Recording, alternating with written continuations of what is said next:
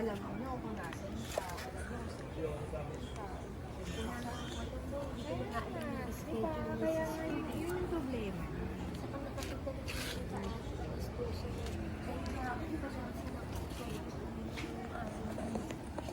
Ano kasi bang mo? ayun, 11:37 yata. Yung pag-check, yung pag-check. Lalo na yung araw. Sabi ko ngayon yung tignan kung ano yung oras umuwi. Sabi niya, ang alam niya, 12 plus na.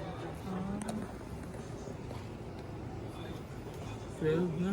12 na rin. Basta pag binarating sa mo, yung pag-pagin siya. Kasi nakahamali yung